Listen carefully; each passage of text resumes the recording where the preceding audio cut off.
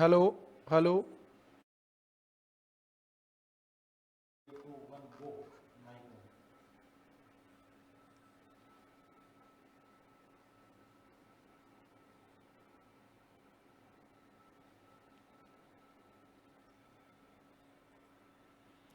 नमस्कार प्यारे विद्यार्थियों, एक बार फिर आपका स्वागत, हार्दिक अभिनंदन। हम पढ़ रहे थे पवन, और पवन टॉपिक में हमने 2 क्लास से पहले पढ़ ली है। पहली क्लास में हमने वायुदाब के बारे में पढ़ा, दूसरी क्लास में हमने पवन को प्रभावित करने वाले कारकों के बारे में पढ़ा। पवन को प्रभावित करने वाले कारक दाब, प्रवणता बल, कोरियालिस बल और घर्षण बल, तीनों की बात हम कर चुके थे। और लास्ट में हमने बात की थी घर्षण बल की, और घर्षण बल में हमने कहा था कि धरातल से 3 किलोमीटर ऊपर जाने पर घर्षण बल 0 हो जाता है। धरातल की बजाय समुद्र पर घर्षण बल कम होता है, इसलिए पवनें समुद्र में तेज गति से चलती हैं। ओके, ये बात आपको पता रहनी चाहिए। और उसी कड़ी में घर्षण बल से संबंधित एक पॉइंट हमारे बनता है, और वो आपका बनता है भूविक्षेपी पवन का। भूविक्षेपी पवन, ये आपकी बहुत प्रसिद्ध क्वेश्चन रहा है। 2015 से 20 तक हर एग्जाम में पूछा गया है, चाहे वो UGC net, first grade, college lecture, assistant professor, सब में पूछा गया है। इसका नाम होता है जियोस्ट्रोपिक विंड्स। जियोस्ट्रोपिक विंड्स इनको कहते हैं। और इसके लिए कंडीशन है, कंडीशन नंबर 1 क्या कहती है कि घर्षण बल 0 हो। घर्षण बल 0 हो। घर्षण बल 0 तभी होगा जब आप धरातल से 3 किलोमीटर से ऊपर जाओगे, नहीं तो नहीं होगा। दूसरी कंडीशन है समदाब रेखा। समदाब रेखा सीधी हो, सीधी हो। ये दोनों चीजें जब होती हैं तो तीसरी अपने आप उत्पन्न हो जाती है। आप देखिए, ये समदाब रेखा है, सीधी है, ये दूसरी है, ये तीसरी। थोड़ी बहुत बात अलग है, लेकिन लगभग सीधी होनी चाहिए। 1005 millibar, 1010 millibar, 1015 millibar, 1020 millibar, 1025 millibar. ये आपका हो गया HP हाई प्रेशर, और इधर हो गया LP लो प्रेशर। सामान्य सिस्टम कहता है कि पवन HP से LP की ओर चलेगी, हाई प्रेशर से लो प्रेशर की ओर चलेगी। लेकिन आपको एक बात का पता होना चाहिए कि कोरियालिस बल भी काम करता है। मान लो ये आपका दक्षिणी गोलार्ध का चित्र है, दक्षिणी गोलार्ध का। तो दक्षिणी गोलार्ध में कोरियालिस बल के कारण, कौन से बल के कारण? कोरियालिस बल के कारण पवनें किधर मुड़ेंगी? आपके बाईं ओर। सामान्य वे में तो इधर चलनी चाहिए, लेकिन ये अब ऐसे चलनी चाहिए थी। ये भी सामान्य बात ही होती है कि न्यून कोण पे पवनें समदाब रेखाओं को काटती है। लेकिन यहां एक और विशेष बात है, और वो विशेष बात क्या है कि यहां घर्षण बल 0 है। और जब इसको कोरियालिस बल इस पवन को ऐसे धकेल रहा है तो नीचे रगड़ने वाला बल है ही नहीं, चिकना पड़ा है, यहां घर्षण बल नहीं है। तो ये पवन जो है वो कोरियालिस बल से एकदम सीधी हो जाती है और ऐसे चलना शुरू कर देती है। अब आपकी ये जो पवन है ये ऐसे चलना शुरू कर देती है। ऐसे कैसे चलना शुरू हो गई? समदाब रेखाओं के समानांतर। और जब ये पवन समदाब रेखाओं के समानांतर चलती है तो इसका नाम होता है भू विक्षेपी पवन। क्या नाम होता है भी? भू विक्षेपी पवन। भू विक्षेपी पवन नाम होता है। देखिए आप अगली बात, जब घर्षण बल 0 हो, 0 हो तो दाब प्रवणता बल, ये आपका दाब प्रवणता बल है, ए स्थान और बी स्थान के बीच में जो बल है ये दाब प्रवणता बल है। तो दाब प्रवणता बल व कोरियालिस बल,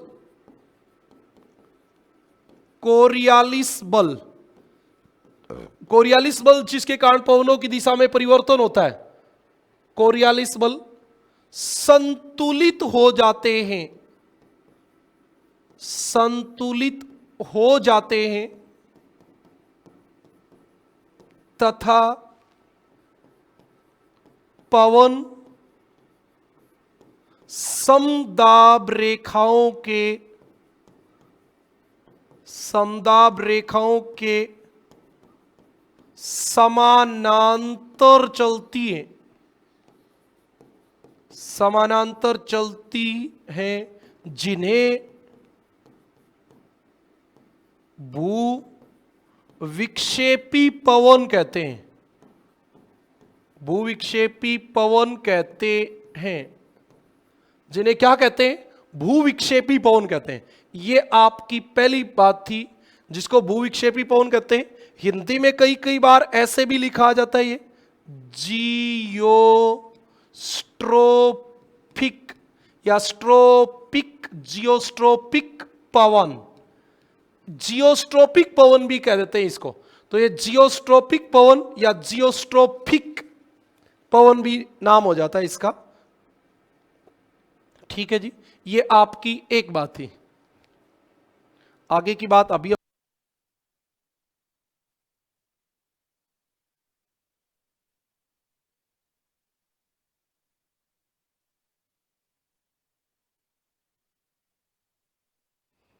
आवाज तो आ रही है ना?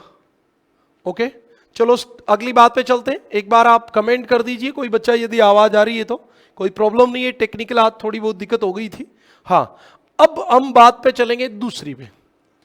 अब हमारा आगे का टॉपिक जो है वो क्या कहता है, वो कहता है पवन के प्रकार, कि पवन कितने प्रकार की होती है। कोई बताएगा पवन कितने प्रकार की होती है? शाबाश, पवन 3 प्रकार की होती है। कौन कौन सी होती है? तो सामान्य बच्चा बताएगा व्यापारिक पवन, पछुआ पवन और ध्रुवीय पवन। लेकिन बेटा ये केवल एक स्थायी पवन के प्रकार हैं। आपकी पवन 3 प्रकार की कौन सी होती है? पहली होती है स्थायी पवन। स्थायी पवन का मतलब है जो पूरे साल चलती है, पूरे साल चलती है। प्लेनेटरी विंड्स भी कहते हैं इनको। प्लेनेटरी को जब आप हिंदी में कहोगे तो वो हो जाएगा ग्रहीय पवन। पूरे पृथ्वी ग्रह पर ये एक साथ चलती, इसलिए इनका नाम होता है ग्रहीय पवन। इन्हीं का एक नाम और भी हो जाता है सनातन पवन, सनातन पवन। ओके, स्थायी पवन, ग्रहीय पवन, और कई कई बार हमारे भारत में केवल प्रचलित पवन भी कहते हैं, क्योंकि हमारे जो पवन प्रचलित है वो यही है। आपके गांव में पवन यदि किसी आप बिना पढ़े लिखे व्यक्ति से पूछोगे तो वो पवन 4 बताएगा, पूर्वा, पछुआ, उत्तरादि और दक्षिणादि, और ये चारों पवनें यही होती हैं। तो इसलिए इनका एक नाम प्रचलित पवन भी होता है। दूसरा आपका होता है जिसको अस्थाई भी कह देते हैं। ये स्थाई, ये अस्थाई। कई बार इनको अर्धस्थाई भी कह देते हैं, अर्धस्थाई पवन, अर्धस्थाई पवन। इसमें क्या होता है, ये वाली जो पवन होती है स्थाई पवन, इसमें पूरी साल एक ही क्षेत्र होता है और एक ही दिशा होती है। ये वाली पवन होती है ना, इसमें क्षेत्र तो वही रहता है, लेकिन इसकी दिशा जो है वो साल में कम से कम एक बार बदल जाती है। साल में कम से कम एक बार बदल जाती है आपकी दिशा। इसलिए इसको क्या कह देते हैं, अर्धस्थाई या अस्थाई पवन कह देते हैं। ओके, ये आपकी बात थी। इसके बाद जो हम बात करेंगे तीसरे प्रकार की पवन कौन सी होती है बताओ। तीसरे प्रकार की आपकी होती है स्थानीय, स्थानीय पवन, जिसको हम कहेंगे लोकल विंड्स। लोकल विंड्स जो किसी स्थान विशेष पे चलती है। क्षेत्र का मतलब होता है, क्षेत्र का मतलब तो होता है जैसे 5 डिग्री से 30 डिग्री के बीच, तो ये तो हो जाएगा आपका क्षेत्र। और स्थान का मतलब होता है जैसे पश्चिमी राजस्थान, ये स्थान है, ये आपका स्थान होता है। तो इस प्रकार हमारे पवनें 3 प्रकार की होती हैं। स्थायी, इसका एक और नाम भी हो जाता है कई बार भूमंडलीय पवन, क्योंकि ये पूरे भूमंडल पे एक साथ चलती, पूरे पृथ्वी ग्रह पे एक साथ चलती, इसलिए इसका एक भूमंडलीय पवन भी नाम होता है। इसका भी एक और नाम हो जाता है वैसे सामयिक, सामयिक पवन। इसको सामयिक क्योंकि दिशा जो होती है वो समय के अनुसार बदलती है, तो सामयिक पवन भी नाम होता है। ये आपकी बात है। अब हम पहली पवन पढ़ेंगे स्थायी पवन। सबसे शुरू करेंगे स्थायी पवन।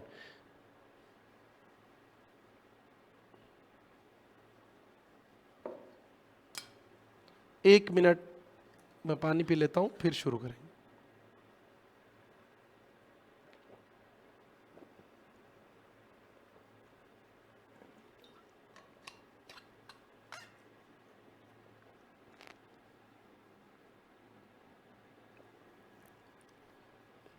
हाँ, चले हमारी पहली पवन की ओर चलेंगे हम, और उसका नाम है स्थायी पवन। ये नाम तो आपको सारे याद रखने। स्थायी पवन, अभी मैं बता भी दूंगा कौन सा नाम क्यों दिया गया। घरीय पवन, भूमंडलीय पवन, सनातन पवन, सनातन पवन, प्रचलित पवन। इंग्लिश में इनको कहते हैं प्लेनेटरी विंड्स। तो ये प्लेनेटरी विंड्स रहती है। इनकी सबसे इंपॉर्टेंट बात यह है कि इन पवनों का क्षेत्र और दिशा, ये दोनों क्या रहेंगी, वर्ष भर समान रहते हैं। मतलब उसी क्षेत्र में पूरे साल चलती हैं, उसी दिशा में पूरे साल चलती हैं। एक ही क्षेत्र एक ही दिशा में चलती, तब इनका नाम है स्थायी। पूरे पृथ्वी ग्रह पर एक साथ चलती, जैसे अभी आप देखोगे तो आपको पता चल जाएगा। ये हमारी विषुवत रेखीय निम्न वायुदा पेटी 5 डिग्री उत्तर से 5 डिग्री दक्षिण के बीच विषुवत रेखीय निम्न वायुदा पेटी एलपी, लो प्रेशर बेल्ट, और ये आपका 30 से 35 के बीच हाई प्रेशर बेल्ट एचपी, और नीचे भी आपके 30 से 35 के बीच एचपी। अब पृथ्वी पर ऐसे वायुदा पेटियां हैं, आपको सबको पता है। ये आपकी 60 से 65 वाली एलपी है, और ये एचपी हाई प्रेशर है, इधर भी हाई प्रेशर है, और ये लो प्रेशर है। तो पृथ्वी पर ऐसी वायुदा पेटियां हैं, और इन वायुदा पेटियों के बीच में पवन चलती है एचपी से लो प्रेशर।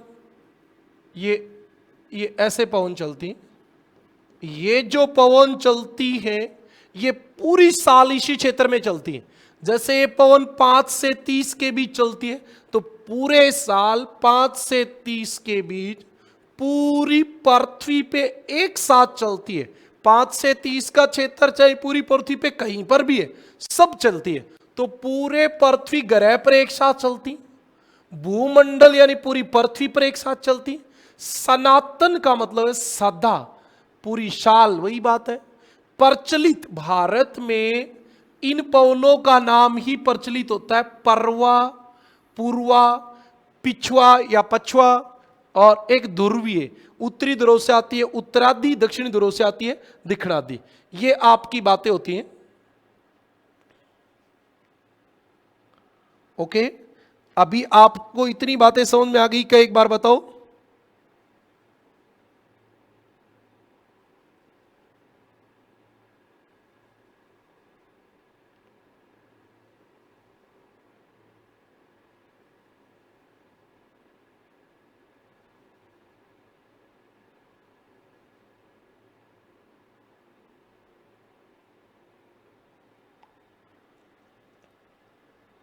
हाँ, देखो अगली बात, ये इतनी बातें आपको समझ में आ गई। पहली बात, ये पवन वर्ष भर एक ही क्षेत्र एवं एक ही दिशा में चलती है, अतः इन्हें स्थायी पवन कहते हैं। अतः इन्हें स्थायी पवन कहते हैं। सही बात है भाई। दूसरी बात आप देखिए, इसके बाद क्या होता है, ये पवन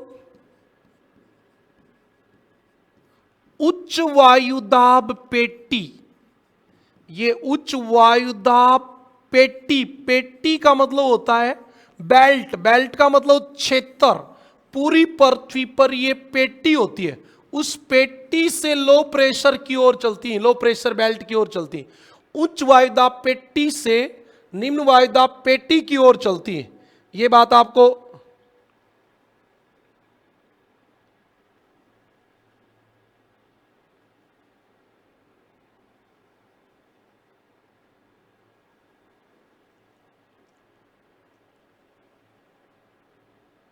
ओके। हाँ, चलो कोई प्रॉब्लम थी थोड़ी बहुत, हाँ समस्या का समाधान हो गया। चलो, ये पवन उच्च वायुदाब पेटी से निम्न वायुदाब पेटी, निम्न वायुदाब पेटी की ओर चलती हैं, और चलती हैं। ठीक बात है भी। बाकी पवन क्या करेंगी, किसी एक स्थान पे उच्च वायुदाब है, दूसरे स्थान पे निम्न वायुदाब है, उच्च वायुदाब से निम्न वायुदाब चल जाएंगी। लेकिन ये तो एक पेटी से दूसरी पेटी की ओर चलती है, ये बात ध्यान रखना। ओके, हाँ, ये पूरे पृथ्वी ग्रह पर एक साथ चलती है,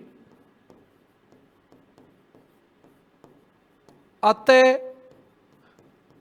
इन्हें गहरीय पवन कहते हैं। अतः इन्हें क्या कहते हैं, गहरीय पवन कहते हैं। बात समझ में आ गई। इसमें तीन बातें काम की थी, क्षेत्र पूरे साल एक रहेगा, दिशा पूरी साल एक रहेगी। ये पवन जो चलेंगी वो उच्च वायुदाब पेटी से निम्न वायुदाब पेटी की ओर चलेंगी, पूरे पृथ्वी ग्रह पे एक साथ चलेंगी। अब ये आपकी 5 से 30, नीचे 5 से 30, पूरे पृथ्वी ग्रह पे चलेंगी। अब वायुदाब पेटी कितनी है, 7, वायुदाब पेटी कितनी है, 7, तो पवन कितनी होंगी, 3। देखो, एक दोनों तरफ, ये तो एक ही है, ये 2, ये दूसरी हो गई, और ये तीसरी हो गई। तो आपके पास स्थायी पवन कितनी होंगी, 3। स्थायी पवन मुख्यतः 3 होती हैं। मुख्यतः इसलिए लगाना पड़ा कि एक चौथी प्रकार की और होती है जो अभी आपको अभी बता दूंगा, और ये जो आपकी स्थायी पवन होती है, सेकंड ग्रेड में सबसे ज्यादा बार पूछा गया सवाल है, लगभग हर परीक्षा में आया है। कोई ज्यादा नहीं करा है, 5 मिनट का ही निकला है। तो ये क्लास आपके कोई टेक्निकल इश्यू की वजह से पहले ऐप में शो नहीं हो रही थी, अभी हो गई, तो आप अभी जुड़ जाओ। एक बार रिवीजन करा देता हूं, चलो 1 मिनट के लिए, 1 मिनट के लिए रिवीजन करा देता हूं।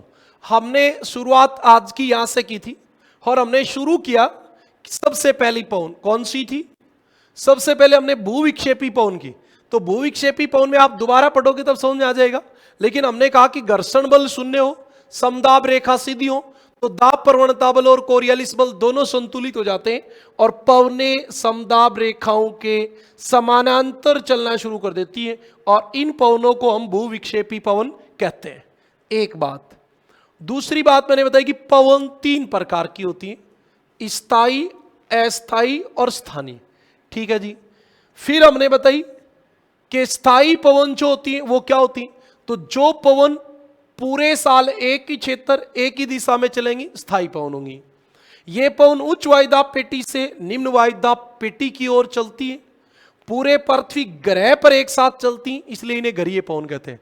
वायुदाब पेटी 7 है, इसलिए स्थायी पवन कितनी होती है? 3। ये आपकी बात थी, यहां तक की बात हमने कर दी। अब हम शुरू करेंगे स्थायी पवन मुख्यतः 3 होती है। ये मुख्यतः लगाना जरूरी है, नहीं तो 4 हो जाती हैं। चौथी को कुछ विद्वान स्थायी मानते और कुछ नहीं मानते, वो अभी हम डिस्कस करेंगे, देखना आप। हाँ, कौन कौन सी होती है भाई? 1 नंबर होती है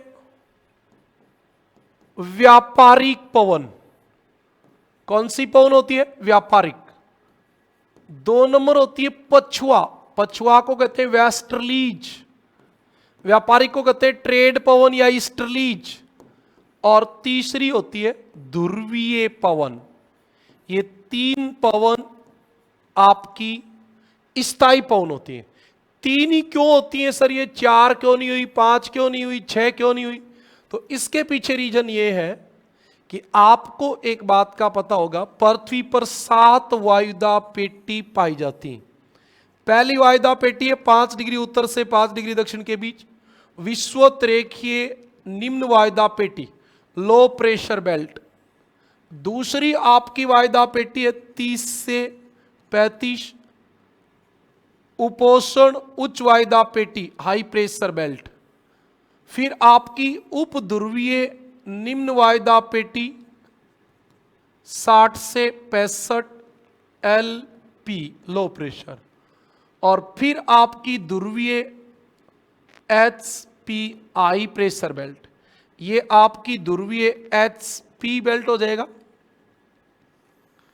ये 30 से 35 आपका, बार बार नहीं बताऊंगा, ये HP हाई प्रेशर बेल्ट हो जाएगा। और ये आपका 60 से 65 LP लो प्रेशर हो जाएगा। अब आपकी पवनें चलेंगी, और वो कौन सी चलेंगी उसको देखो। कौन सी पवन चलेंगी? देखो, इस हाई प्रेशर से, किधर से? इस हाई प्रेशर से इधर चलेगी, हाई प्रेशर से लो प्रेशर, हाई प्रेशर से लो प्रेशर, हाई प्रेशर से लो प्रेशर, हाई प्रेशर से लो प्रेशर, और हाई प्रेशर से लो प्रेशर। यही बात हमने अभी पढ़ी थी। ये पवन उच्च वायुदाब पेटी से निम्न वायुदाब पेटी की ओर चलेंगे। तो आप बताओ चौथी पवन चलाएंगे का?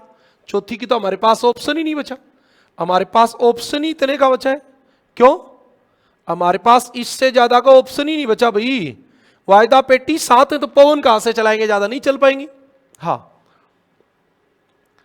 अब एक काम और कर लो, इनको मोड़ के देख लो। कोरियालिस वाला आपने पढ़ा, उत्तरी गोलार्ध में पवन किधर मुड़ेगी? दाईं ओर, दाईं राइट हैंड साइड। अब उत्तरी गोलार्ध की पहली पवन है, इधर जा रही है, इधर मुंह कर लो, फेरेल का नियम लगा दो। बायज वेलेट का मत लगाओ, फेरेल का लगाओ। फेरेल का नियम कहता है जिस दिशा में पवन जा रही है उस दिशा में आप मुंह कर लो। यदि आप उत्तरी गोलार्ध में हो तो पवन आपके दाईं ओर मुड़ेगी। ये साहब इसको दाईं ओर मोड़ दी, ये पवन आपके दाईं ओर ऐसे मुड़ेगी, ये आपकी पवन दाईं ओर ऐसे मुड़ेगी, मुड़ गई। अब दक्षिणी गोलार्ध वाली को मोड़ दो, इधर जा रही है तो ये आपके बाईं ओर मुड़ेगी, ये आपका बायां है, तो आप देखोगे ये इधर बाईं ओर मुड़ेगी, मुड़ गई। इस वाली पवन का नाम है जो 30 डिग्री से 5 डिग्री के बीच चलती है, उस वाली पवन का नाम है व्यापारिक पवन। क्या नाम है? व्यापारिक पवन। इस वाली पवन का नाम है व्यापारिक पवन। समझ में आई बात? इसका नाम व्यापारिक पवन है। फिर आप देखो अगली बात, ये पवन किधर मुड़ेगी? बताओ भी, बताओ किधर मुड़ेगी? ये उत्तरी गोलार्ध है, दाईं ओर मुड़ेगी, इधर मुंह कर लो, दाईं ओर इधर हो गया, ये आपकी मुड़ेगी इधर, मुड़ गई।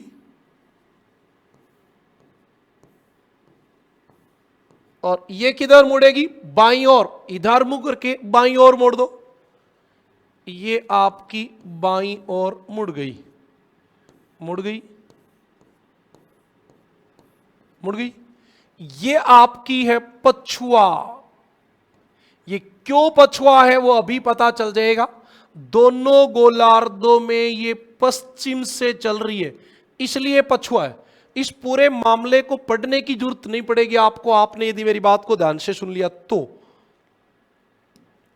अब देखो ये किधर मुड़ेगी? दाईं ओर। इसका दायां कौन सा होगा? कॉमन सेंस है, ये है वही ये है, तो सेम इधर ही मुड़ेगी। और ये ध्रुव से चल रही है इसलिए इसका नाम होता है ध्रुवीय पवन, ध्रुवीय पवन। और ये बाईं ओर मुड़ेगी, इसका बायां इधर हो जाएगा, बार बार करके दिखाने की जरूरत नहीं है, आपको पता चल गया अब। और ये ध्रुव से चल रही है इसलिए इसका नाम है ध्रुवीय पवन। अब बताओ चौथी पवन कहां चलेगी? एक जगह और बच गई पवन चलने की,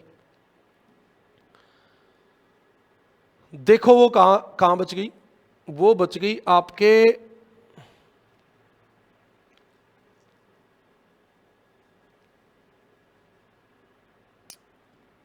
इधर, चला देते हैं। ये पवन दोनों गोलार्धों से आएंगी और इस 5 से 5 डिग्री के बीच पृथ्वी की घूर्णन गति के प्रभाव में आके पश्चिम से पूर्व चलना शुरू कर देंगी। बेटा एक बात और याद रखनी है, ये सारी पवन पश्चिम से पूर्व नहीं चलती है, क्योंकि आपने विश्वोत्तरेखीय निम्न वायदा पेटी भी पढ़ी है, और विश्वोत्तरेखीय निम्न वायदा पेटी में आपने पढ़ा था कि विश्वोत्तरेखीय क्षेत्र में पवनें गर्म होके ऊपर उठती हैं, और गर्म होके ऊपर उठती हैं तो फिर ये दोनों तरफ से जो पवन आई ये गर्म होके ऊपर उठती है और 30 से 35 के बीच नीचे उतर जाती है। आपको याद होगा कि ये पवन यहाँ आके गर्म होके ऊपर उठती है और 30 से 35 के बीच नीचे उतरती है। और यहां से ये पवन यहां आ गई, यहां से ये पवन यहां आ गई। आ गई कि नहीं आ गई? अरे आ गई ना। इसी प्रकार ये पवन यहां आ रही है, ये यहां वाली आपको याद हो तो ऊपर उठती, वो यहां नीचे उतरती, और ये यहां वाली यहां चली गई। यहां वाली आपको पता है इधर तरी थी और यहां वाली इधर आ जाती, तो ये 3 चक्कर बन जाते हैं, 3 चक्कर बन जाते हैं। और इन चक्कर का नाम क्या होता है? तो इस वाले का नाम होता है ध्रुवीय चक्कर, ध्रुवीय चक्कर। इसका नाम होता है हेडली चक्कर, और इसका नाम होता है फेरल चक्कर। चलो कमेंट करके बताओ, इतनी बातें समझ में आ गई क्या? बताओ भाई। हमने गलत लिख दिया भाई, है ना?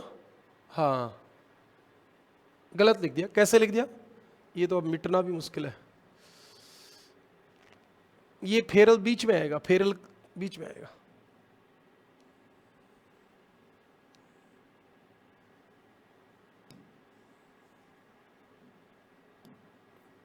इस वाले का नाम है फेरल चक्कर।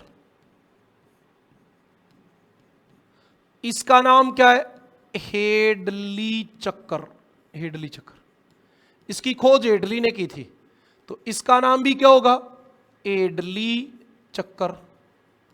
चक्कर या कोशिका, इसका नाम क्या होगा? फेरल चक्कर। और इसका नाम क्या होगा? ध्रुवीय चक्कर। बहुत सारी बात बता दी मैंने।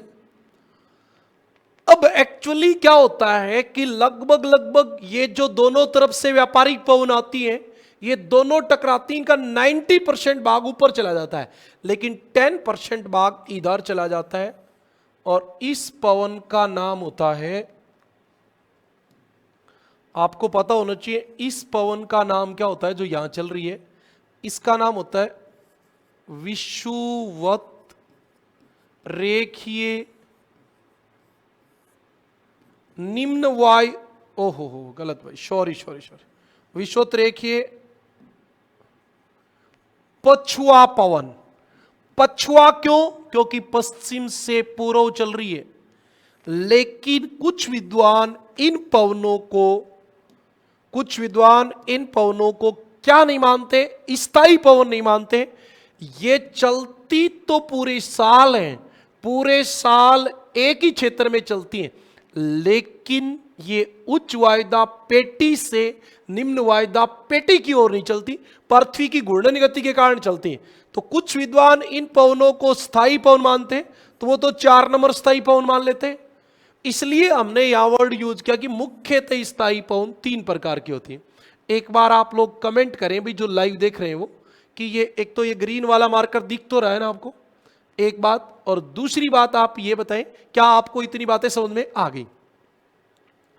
मैं आपको यहीं पे एक बात और भी बताना चाह रहा था, दिशा, लेकिन अब मुझे लगता नहीं है, बहुत ज्यादा भीड़ हो गई, इधर दिखेगा नहीं। जैसे आपको इस पवन की दिशा निकालनी हो, व्यापारिक पवन की, तो आप कैसे निकालोगे? ये उत्तर, ये क्या होता है? पूर्व, ये क्या होता है? दक्षिण, और ये क्या होता है? पश्चिम। तो हमें इस पवन की दिशा निकालनी है, तो हम ऐसे निकाल सकते हैं, निकाल सकते हैं ना, ऐसे। तो ये कहां से आई? उत्तर पूर्व से गई, कहां? दक्षिण पश्चिम। और दक्षिण गोलार्ध वाली कहां से आई? दक्षिण गोलार्ध वाली व्यापारिक पवन ऐसे आई। इसका मतलब क्या हो गया? ये आई दक्षिण पूर्व से और गई कहां? उत्तर पश्चिम में।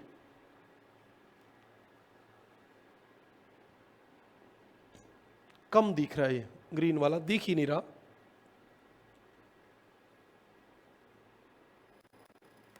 एक बार आप क्वालिटी बढ़ा के देख लेना, आगे से ग्रीन वाला मार्कर यूज नहीं करेंगे। हाँ ये दिखता नहीं है।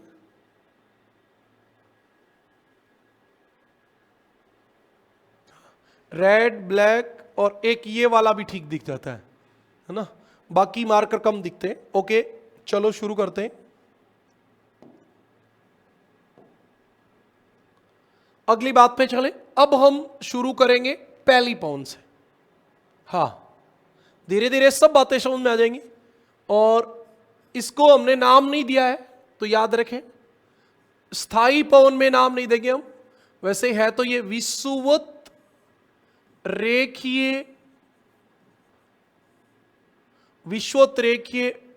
पछुआ पवन। पछुआ पवन शायद इसके ऊपर ही आता नहीं है चंद्रबिंदु, हिंदी मुझे थोड़ी ज्यादा लिखनी आती नहीं है। हाँ विषुवत रेखीय पछुआ पवन। तो एक बात आपको ध्यान रखनी है, ये पवन ITCZ, ITCZ आपको याद होगा 5 डिग्री उत्तर से 5 डिग्री दक्षिण को कहते हैं। ओके भी समझ में आ गया तो अच्छी बात है, थैंक यू। हाँ, ये पवन ITCZ में 5 डिग्री उत्तर से 5 डिग्री दक्षिण के बीच चलती हैं। ठीक है जी। अगली बात, ये दोनों गोलार्धों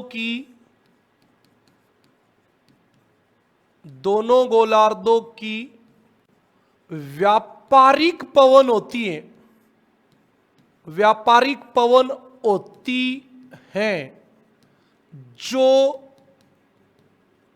पृथ्वी की घूर्णन गति के कारण, पृथ्वी की घूर्णन गति के कारण पश्चिम से पूर्व चलती हैं। ठीक है जी, पृथ्वी की घूर्णन गति के कारण चलती है।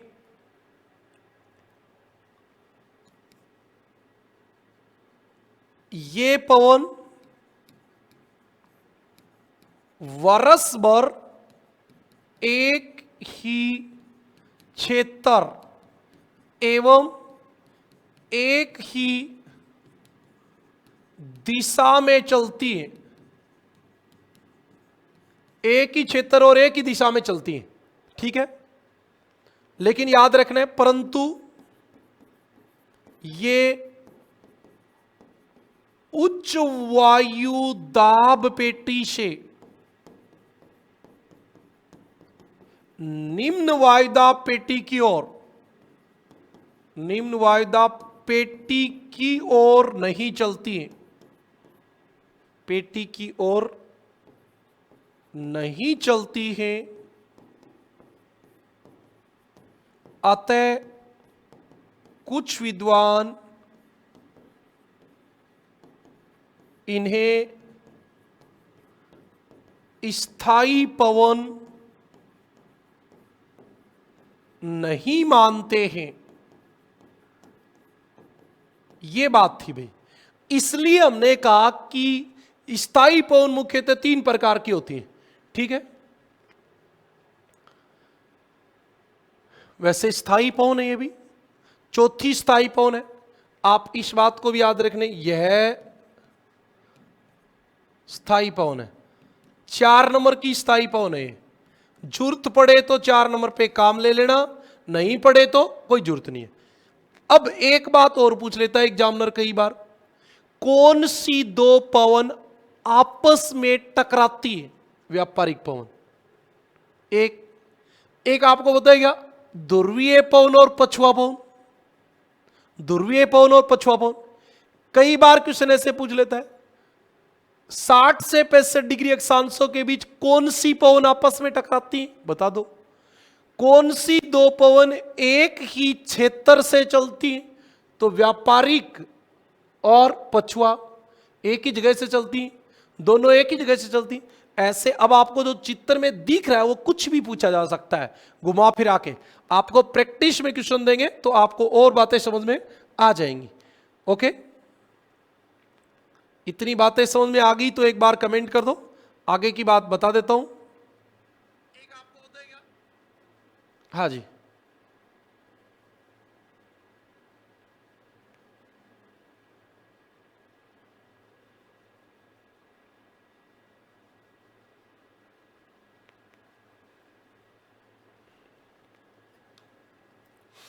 अब हम बात करेंगे, जैसे आप कमेंट समझ में आ गया, नहीं आए तो दोबारा पढ़ा देता हूं।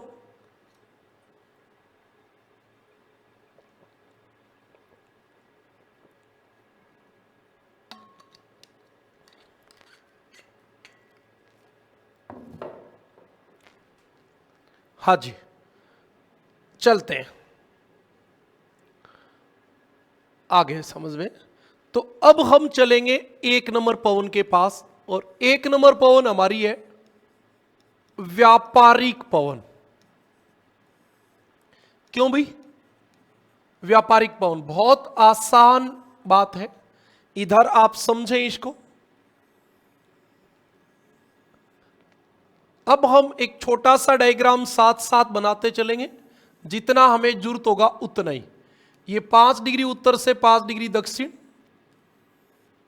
और ये 30 से 35, और नीचे भी 30 से 35।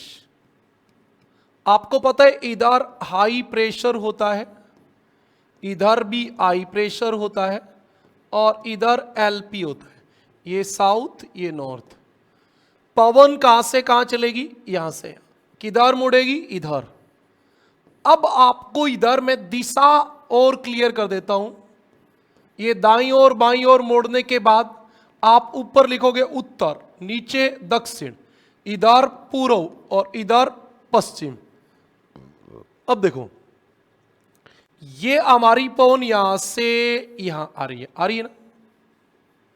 अब आपसे कोई पूछ ले उत्तरी गोलार्ध की व्यापारिक पवन की दिशा क्या है, तो आप बता दोगे उत्तरी गोलार्ध की व्यापारिक पवन उत्तर पूर्व से दक्षिण पश्चिम चलती है।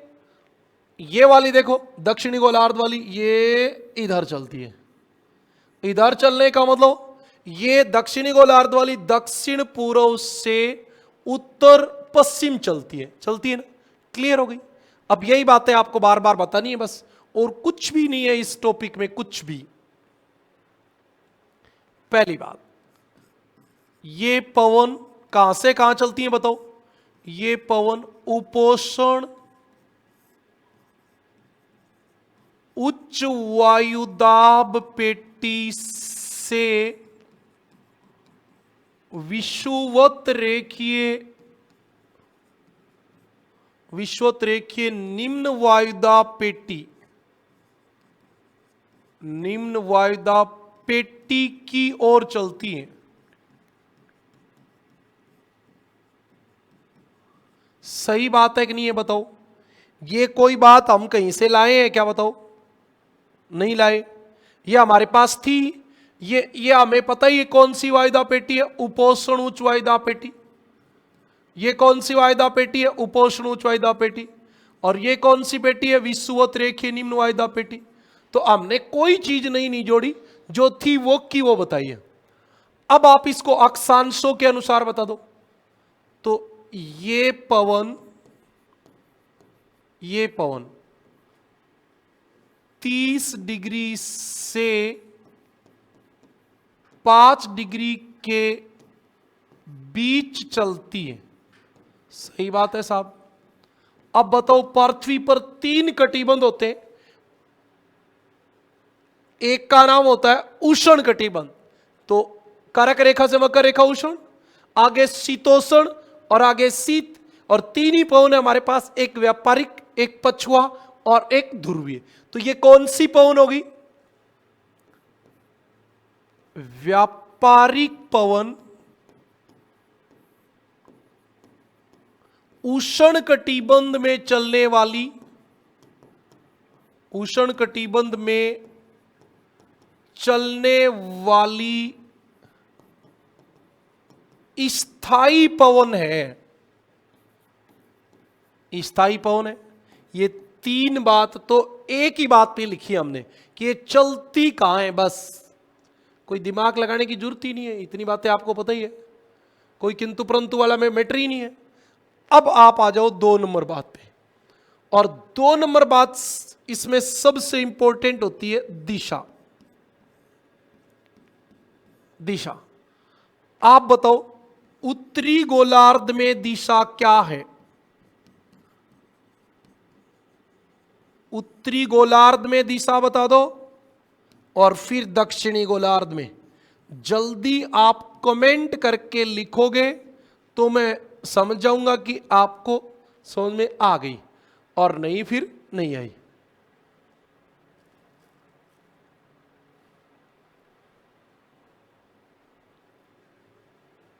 हाँ,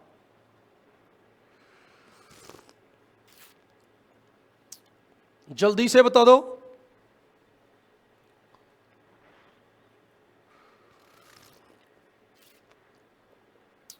बहुत आसान सा जवाब है। उत्तरी गोलार्ध में, ये उत्तरी गोलार्ध, ये क्या है? उत्तर पूर्व। इधर लिख दो उत्तर पूर्व से, पहले उत्तर और दक्षिण दिशा आएगी। आ कहां रही है? यहां। ये क्या है? दक्षिण। और ये क्या है? तो उत्तर पूर्व से दक्षिण पश्चिम जाएगी जी, बिल्कुल, कोई किंतु परंतु नहीं है। अब दक्षिणी गोलार्ध की बता दो, तो ये दक्षिणी गोलार्ध वाली जा कहां से रही है? इससे, बीच से। तो ये चल रही है दक्षिण पूर्व से उत्तर पश्चिम। बताओ इसमें मैं कोई मेरी तरफ से कोई बात लेके आया क्या? सब आपके पास थी वही बात बताइए। शाबाश, 2 बच्चों ने 3 बच्चों ने लिखा है भी।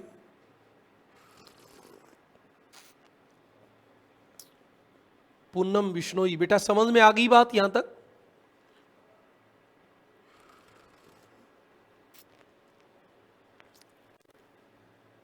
या आपके सेकंड ग्रेड 2018 में सीधा सीधा सवाल पूछा गया, यूजीसी नेट में पूछा गया, फर्स्ट ग्रेड में पूछा गया, हर परीक्षा में पूछा जाता है। अब आप देखो, ये पवन दोनों गोलार्धों में कहां से आ रही है? पूर्व से। पूर्व से, इधर से पूर्व से, इधर से पूर्व से, दोनों गोलार्धों में पूर्व से आती, इसलिए क्या कहते हैं? यह पवन दोनों गोलार्धों में, दोनों गोलार्धों में पूर्व से आती है, अतः पूर्वा पवन कहते हैं। अतः पूर्वा पवन कहते हैं। याद रखना, व्यापारिक पवन का एक नाम और हो गया पूर्वा पवन।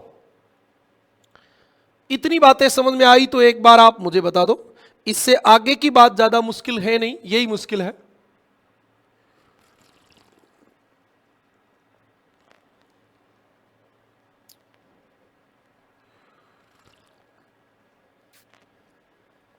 ओके जी, दिशा और क्षेत्र सब समझ में आ गया? क्योंकि अब हम इनकी बातें नहीं करेंगे, दूसरी बात करेंगे। अब हमारी अगली बात, व्यापारिक पवन जो होती है, व्यापारिक पवन को सन्मार्गी, सन्मार्गी का मतलब है पूरी साल एक ही मार्ग में चलने वाली पवन, सन्मार्गी या ट्रेड विंड्स भी कहते हैं। इस ट्रेड शब्द से थोड़ा सा हमारी भूगोल में कंट्रोवर्सी मिलती है।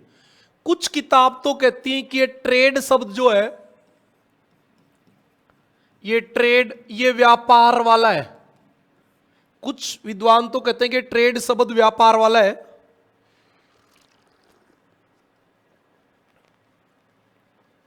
और कुछ कहते हैं कि ये ट्रेड शब्द जो है वो जर्मन भाषा का है, और जर्मन भाषा के ट्रैक से लिया गया। ट्रैक, और ट्रैक का मतलब होता है निश्चित पथ। जैसे हम दौड़ लगाते हैं ना स्टेडियम में, वो निश्चित पथ होता है, ऐसे ये कहता है कि ट्रैक का मतलब है निश्चित पथ।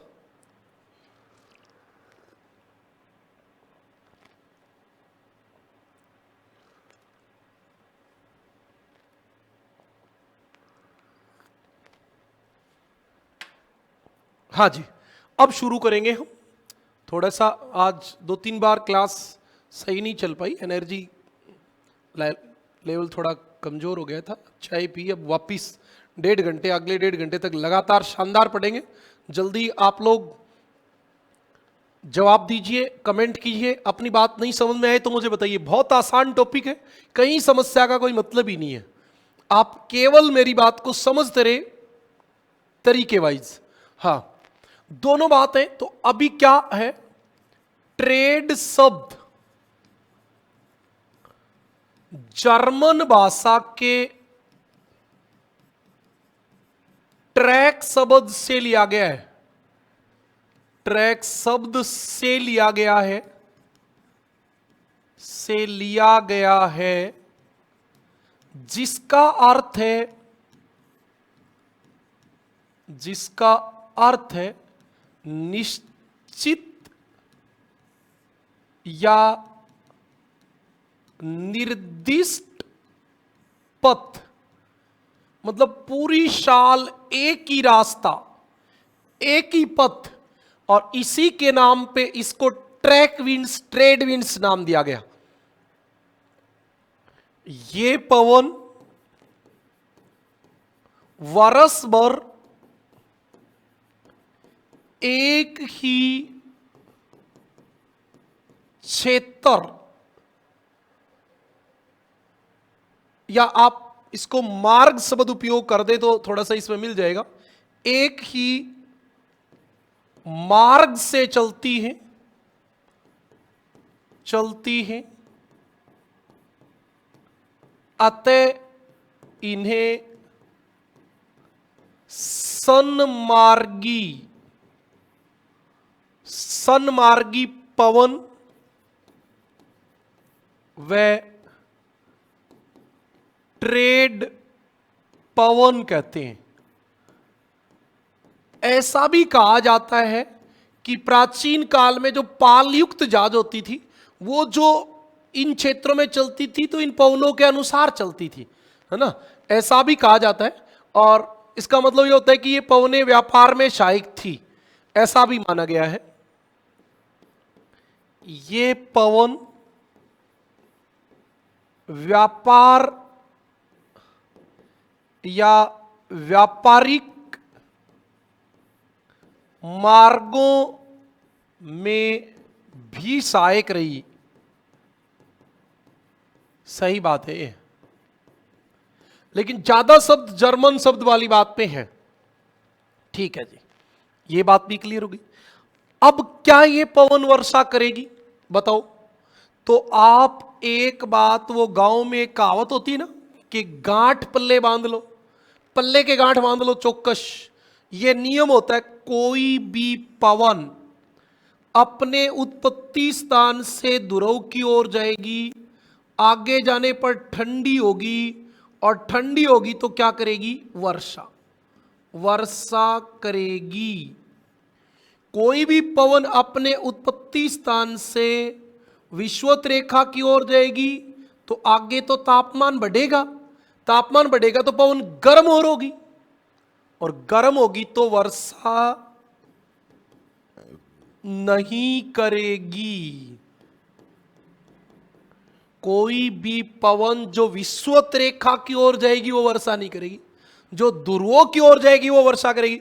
तो फिर सर इसमें तो फिर एक ही पवन वर्षा करेगी, एक ही जा रही है ध्रुवों की ओर, तो हाँ, तो ये दोनों नहीं करेंगी, न तो ये करेगी, न ये करेगी, न ये करेगी, न ये करेगी।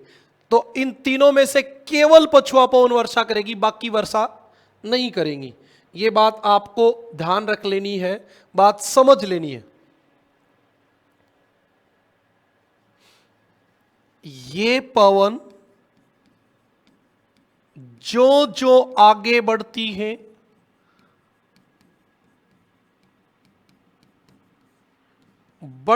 है इनका तापमान बढ़ता है, इनका तापमान बढ़ता है, अतः इनमें आर्द्रता ग्रहण करने की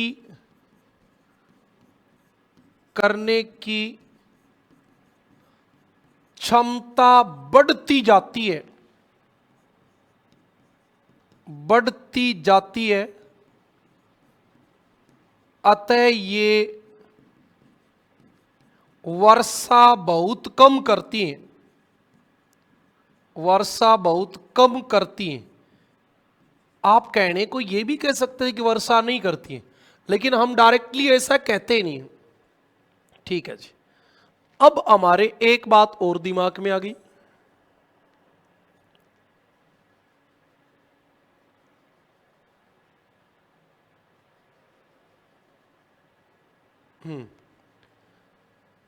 हमारे एक बात और दिमाग में आई, उसको और सुनो। जैसे कोई भी पवन है,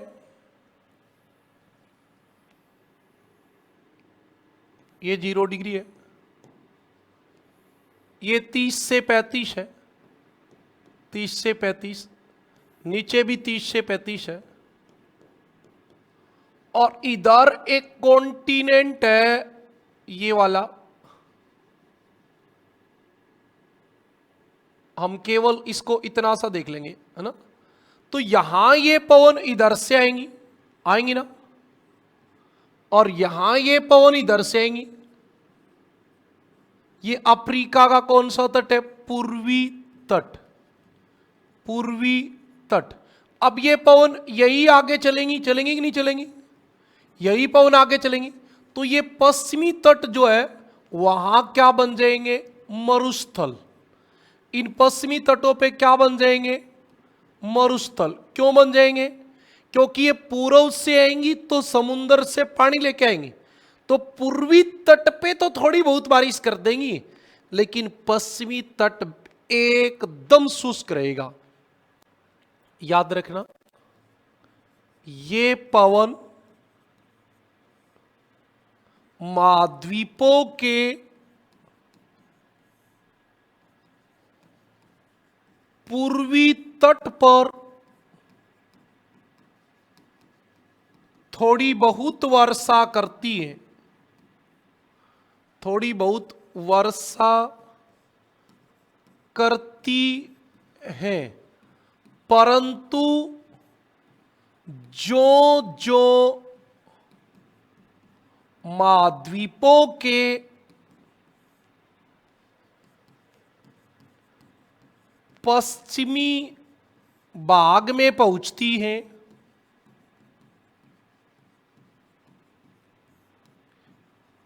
शुष्क हो जाती हैं तथा बिल्कुल भी वर्षा नहीं करती।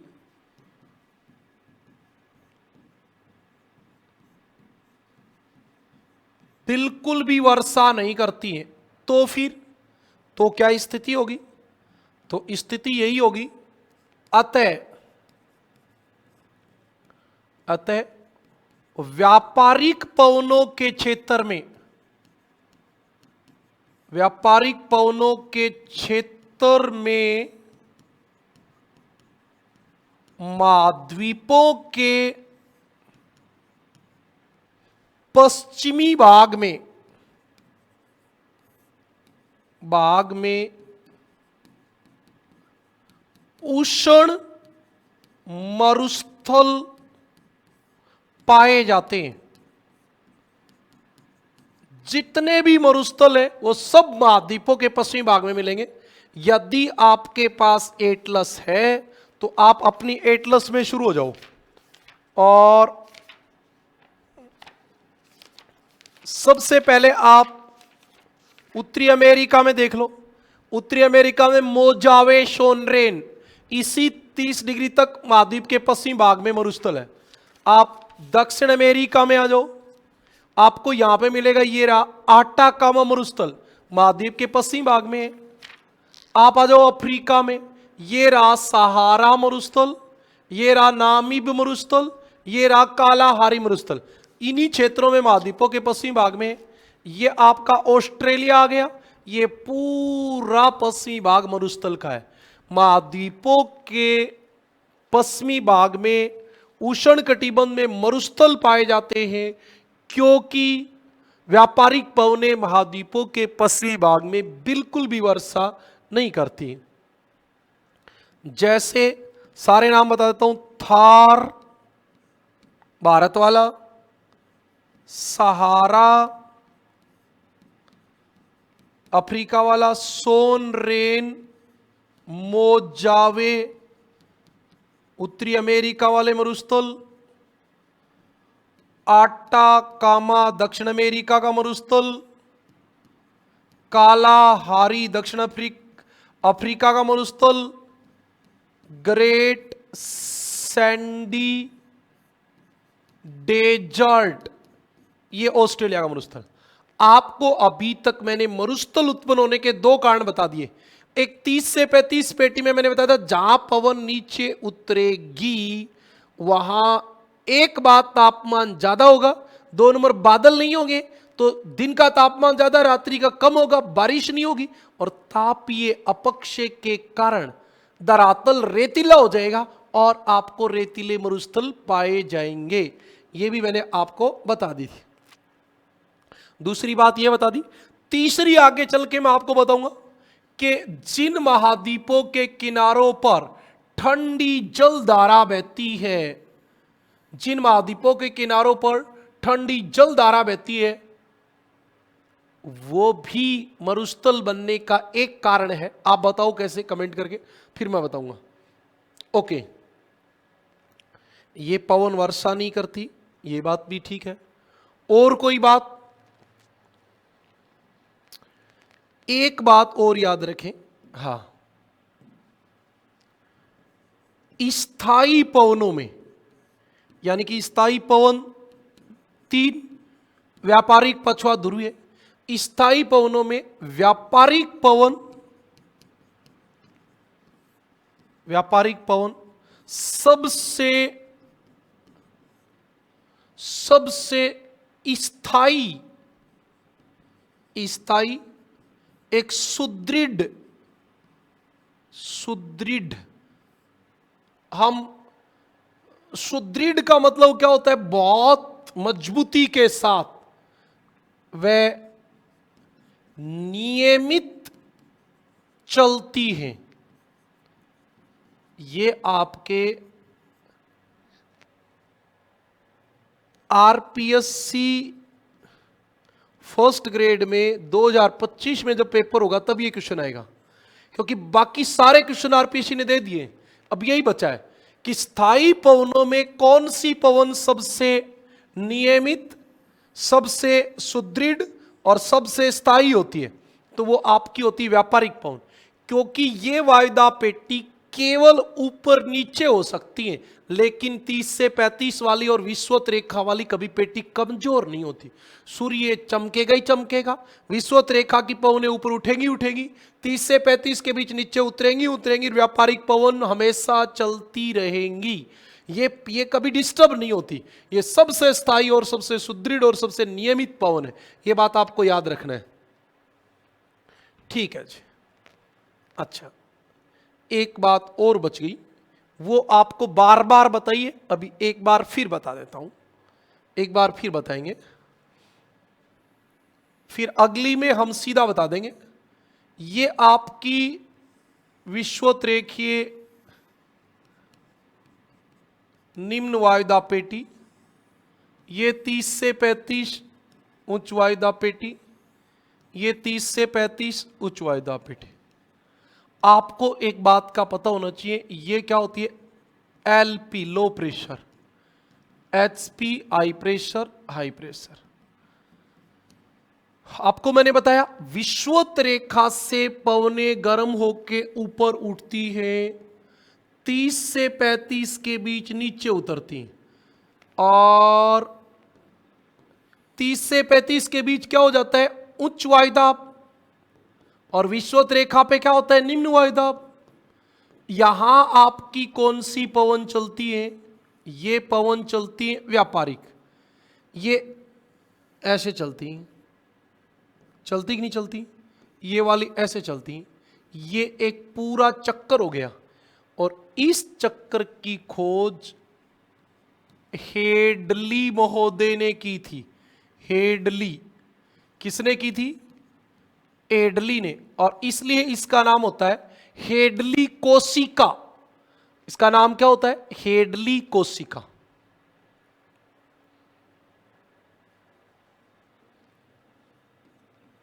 व्यापारिक पवन उपोषण उच्च वायुदाब पेटी से, उपोषण उच्च वायुदाब पेटी, उच्च वायुदाब पेटी से विषुवत रेखीय निम्न वायुदाब पेटी की ओर चलती हैं, की ओर चलती हैं। हाँ,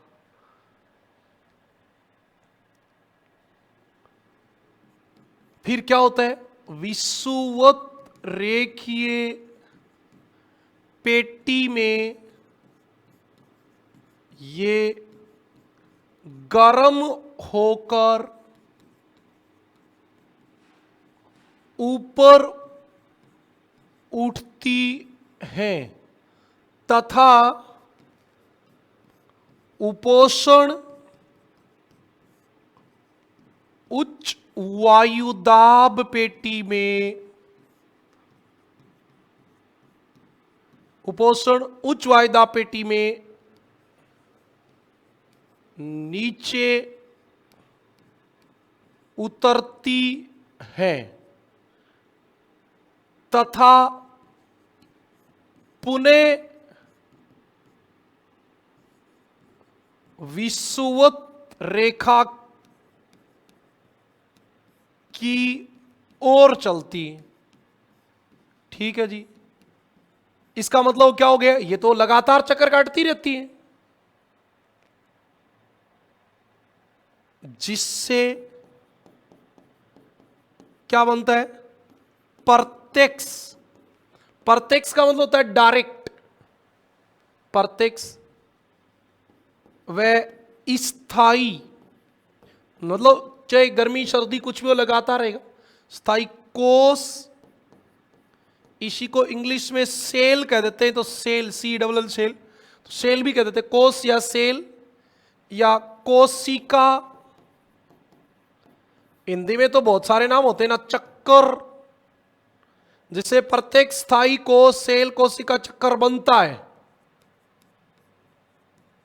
इसकी खोज, इसकी खोज किसने की? हेडली महोदय ने की। हेडली महोदय ने की। अतः क्या करेंगे? इसे हेडली कोष कहते हैं। इसे हेडली कोष कहते हैं।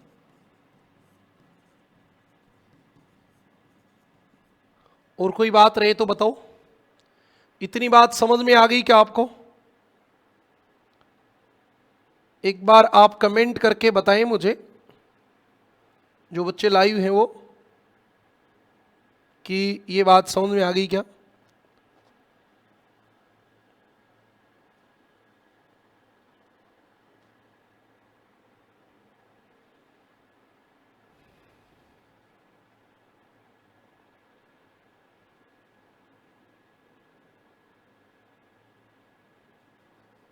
सर, हेडली कोष की स्थापना किसने, खोज कब की? 1735 में।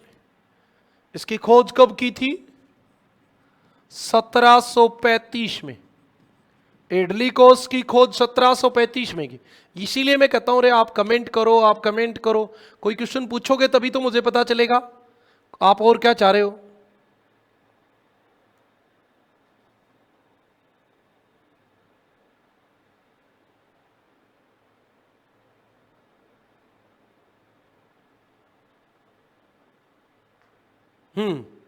चलो, एक बात और भी कभी कभी बन सकती है।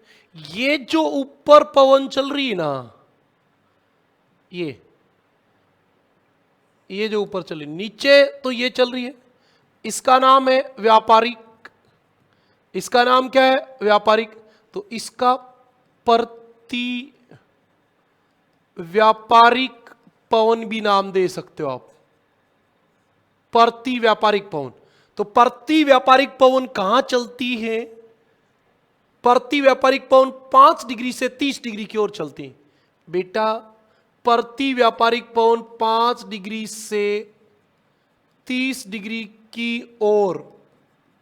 और सर व्यापारिक, तो बेटा व्यापारिक पवन किधर चलेगी?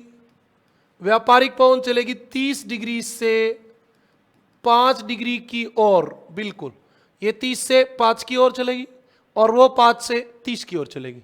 इतनी बात समझ में आ गई? और कोई बताओ, इतनी बातें समझ में आ गई क्या?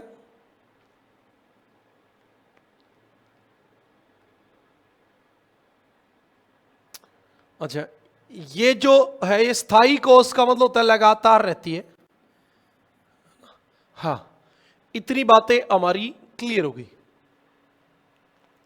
ये आपके पीटीआई में पिछले एग्जाम में आया था, छोटे छोटे एग्जामों में आता है।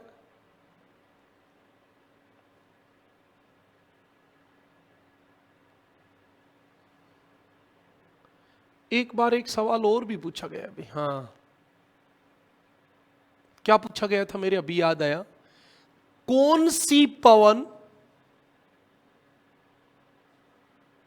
वायदा पेटियों के खिसकाव के साथ दूसरे गोलार्ध में प्रवेश कर जाती हैं? अच्छा बताओ, अब मान लो उत्तरी गोलार्ध की पछुआ पवन है, वो पछुआ पवन 30 से 60 तक चल रही है, वायदा पेटी खिसकेगी तो 35 से 65 चल जाएगी, नीचे आएगी तो 25 तक आ जाएगी। गोलार्ध कहां से बदलेगी? गोलार्ध तो एक ही बदल सकती है, व्यापारिक पवन। गोलार्ध तो केवल व्यापारिक पवन बदल सकती, क्योंकि ये दोनों विषुवत रेखा की ओर आती, तो विषुवत रेखा पार करते ही तो दूसरा गोलार्ध आ ही जाएगा। भाई आप एक बात बताओ, ये पवन यहां तक चल रही है 0 डिग्री तक, और 0 डिग्री को पार कर दे मान लो ये, तो फिर दूसरे गोलार्ध में चलेगी, और ये 0 डिग्री को पार कर दे तो दूसरी में आ गई। ये मान लो ये है, ये थोड़ी आगे तक चली जाए तो क्या फर्क पड़ता है, ऊपर वाली नीचे तक आ जाए तो क्या फर्क पड़ता है, गोलार्ध तो एक ही रहेगा। ये भी एक सवाल एग्जाम में आया हुआ है, तो ये भी आप नोट डाल के लिखे बहुत। इसीलिए मैं बार बार आपको एक बात कहता हूं, रिकमेंड किया करो। जितना फर्स्ट ग्रेड का तभी बात बनता है जब आप मेरे को लगातार क्वेश्चन देते रहोगे। हाँ, नोट। अब कोई कमेंट नहीं करता तो क्लास नर्वस सी हो जाती है। दोनों गोलार्धों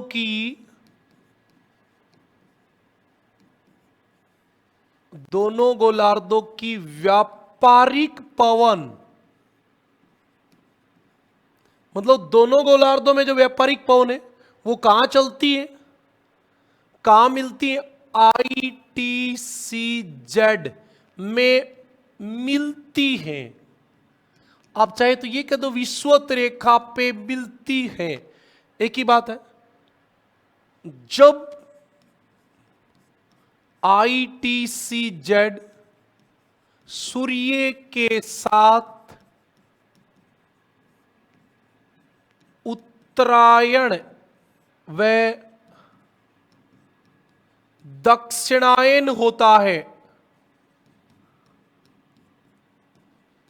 तो, उत्तरायण या दक्षिणायन होता है तो व्यापारिक पवन भूमध्य रेखा को पार करके दूसरे गोलार्ध में प्रवेश कर जाती है। दूसरे गोलार्ध में प्रवेश कर जाती हैं। इस बात का एक एग्जाम्पल बता दूंगा। शाबाश, एक बच्चे ने कमेंट किया है कि सर ये क्वेश्चन पीटीआई 2011 में आया था।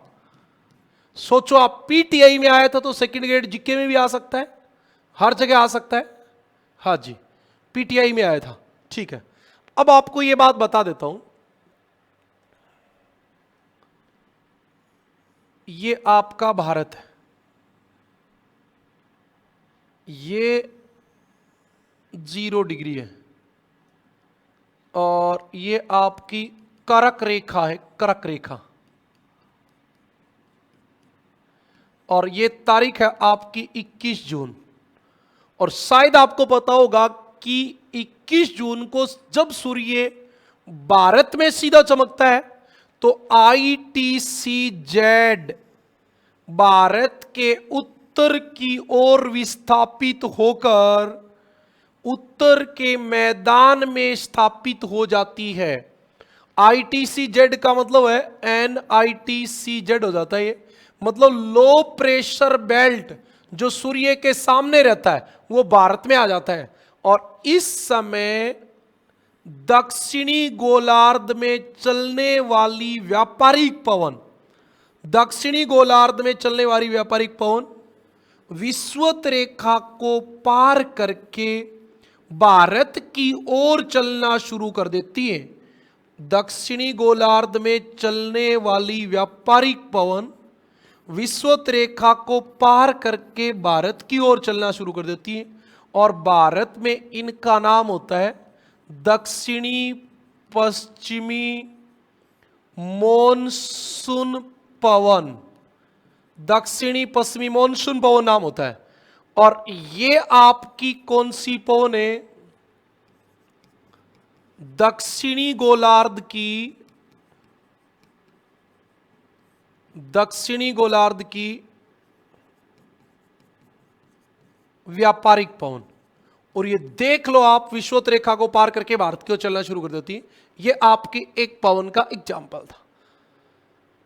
बात आई समझ में? अरे आ गई क्या? ओके बेटा, इतने दिन तक जब हम लगातार लाइव पढ़ने लग जाते हैं तो घर की सी बात हो जाती है।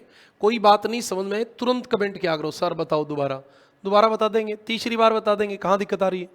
ये हमारी बात थी। अब हम चलेंगे पछुआ पवन के पास। पछुआ पवन, तीन बातें तो वही सेम, कहां से कहां चलती है, कौन से कटिबंध की स्थायी पवन है, दिशा क्या होती है, वर्षा करती है या नहीं करती है, यही बातें आपके सबसे ज्यादा इंपॉर्टेंट रहती हैं। देख लेते हैं। ये विषुवत रेखीय निम्न वायदा पेटी, ये 30 से 35 उच्च वायदा पेटी, और ये आपकी 60 से 65, क्योंकि अभी हमें जो चाहिएगी वो 60 से 65 चाहिएगी। और ये ध्रुवों वाली, ठीक है जी। आपको पता ये क्या था? LP लो प्रेशर, ये क्या था? HP हाई प्रेशर, ये क्या रहेगा? LP, और ये क्या रहेगा? HP। HP यानी हाई प्रेशर, LP मतलब लो प्रेशर, और HP यानी हाई प्रेशर।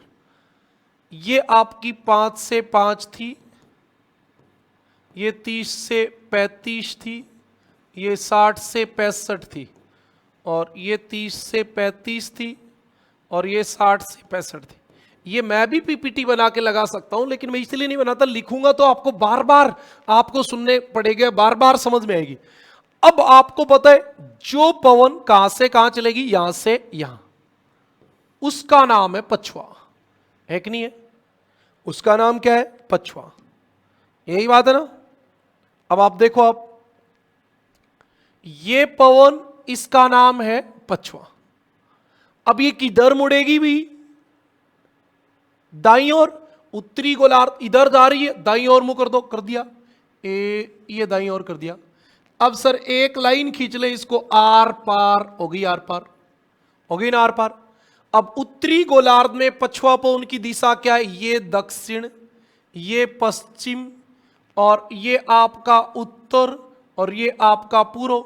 उत्तरी गोलार्ध में पछुआ पवन की दिशा दक्षिण पश्चिम से उत्तर पूर्व है। बाकी चलाने की जरूरत ही नहीं है, एक में ही समझ में आ गई। और ये किधर मुड़ेगी? जिधर मुंह है उधर मुंह कर लो।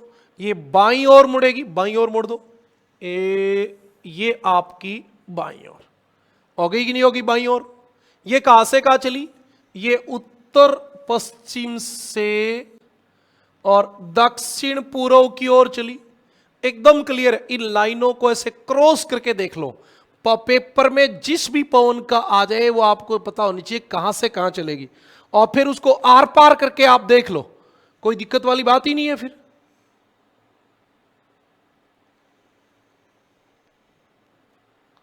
ओके,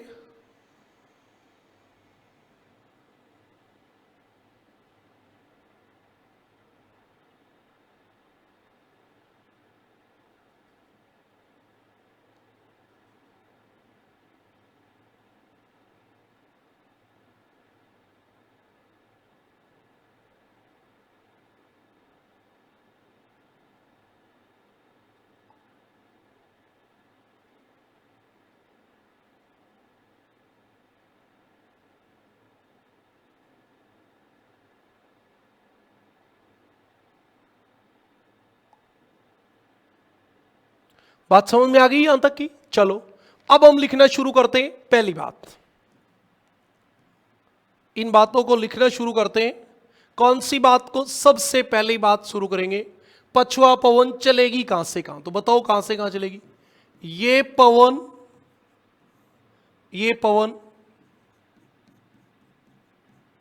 उपोषण उच्च वायु दाब पेटी से, ये पवन उपोषण उच्च वायु दाब पेटी से, ये उपोषण उच्च वायु दाब पेटी से इसकी ओर चलती है। कौन सी है? उपध्रुवीय निम्न वायु दाब पेटी। ये आपको पता होनी चाहिए भाई, ये आपको पता होनी चाहिए कौन सी पेटी का नाम कौन सा है। हां, उपोषण उच्च वायु दाब पेटी से उपध्रुवीय निम्न वायुदाब पेटी की ओर चलती है। ये पवन उपोषण उच्च वायुदाब पेटी से उपध्रुवीय निम्न वायुदाब पेटी की ओर चलती है। सही बात है। अब आप अक्षांश बता दो। तो ये 35 डिग्री से 60 डिग्री के बीच चलती है। ठीक है जी। अब आपको मैंने पहले ही बताया था, ये वाला कौन सा कटिबंध है? उष्ण। उष्ण। ये वाला कौन सा है? शीतोष्ण। शीतोष्ण। ये वाला कौन सा है? शीत। शीत। तो आपको समझ में आ गई, 3 पवन 3 कटिबंध, तो कोई दिक्कत वाली बात ही नहीं है। ये पवन शीतोष्ण कटिबंध की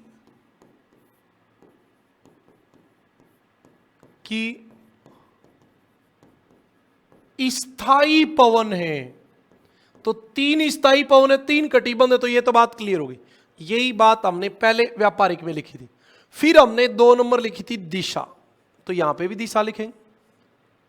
आप बताओ उत्तरी गोलार्ध में दिशा क्या रहेगी?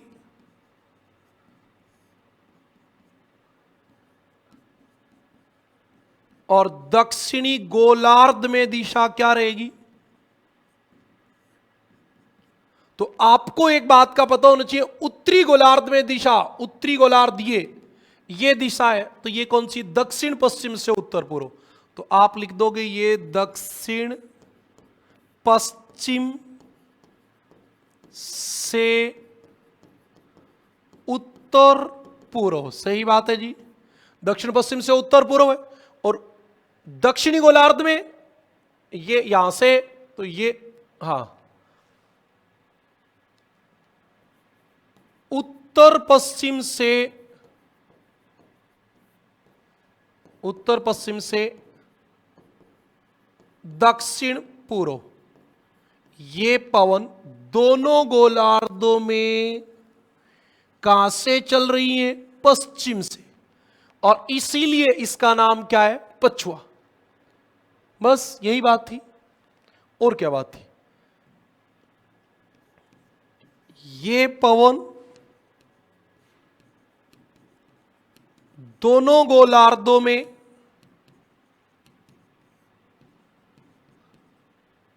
पश्चिम से चलती है, अतः पछुआ पवन कहलाती है। सही बात है भाई, पश्चिम से आएगी तो पछुआ, पूर्व से आएगी तो पूर्वा, उत्तर से आएगी तो उत्तरादि, दक्षिण से आएगी तो दक्षिणादि। ये वाली बात है। अगला सवाल क्या बनेगा? ये पवन किधर जा रही है? ध्रुव की ओर। ध्रुवों की ओर जाएगी तो आगे जाने पे क्या होगी? ठंडी, और ठंडी होगी तो क्या करेगी? वर्षा। अब आप देख लो, 35 से तो चली है, तो 40 में जाते ही बारिश होनी शुरू। 40 से 60 के बीच जो भी महाद्वीप है, अब मान लो यहां कोई महाद्वीप ऐसे है, तो उसके पश्चिम वाले भाग में ही तो बारिश होगी, क्योंकि पश्चिम वाले भाग में तो ये महासागर से जाएगी, तो जिधर से महासागर से जाएगी वहां बारिश ज्यादा होगी कि नहीं होगी? हाँ, तो ये बात है। अगली बात पे चलते हैं। अरे आप बताओ, ये आपका एक महाद्वीप है ऐसे, और मान लो ये है 35 और ये है 60 डिग्री, तो यहां ये उत्तरी गोलार्ध में पवन ऐसे ही तो चल रही हैं, और ये क्या है? समुंदर। तो जैसे इस पे पहुंचेंगी तो सबसे ज्यादा वर्षा कहां करेंगी? इस पे। ये महाद्वीप का क्या होगा? पश्चिमी भाग, इसका नाम होगा पश्चिमी यूरोप। जो जो पवन आगे बढ़ेंगी बारिश कर देंगी, पानी खत्म हो जाएगा। इसीलिए आपके ये कजाखस्तान, तुर्कमेनिस्तान, उज्बेकिस्तान, ये सब क्या हो जाते हैं? कम वर्षा वाले क्षेत्र हो जाते हैं, क्योंकि वहां तक जाते जाते पवनों में पानी बचता नहीं है। तो ये याद रखें। हाँ, ये पवन जो जो आगे बढ़ती है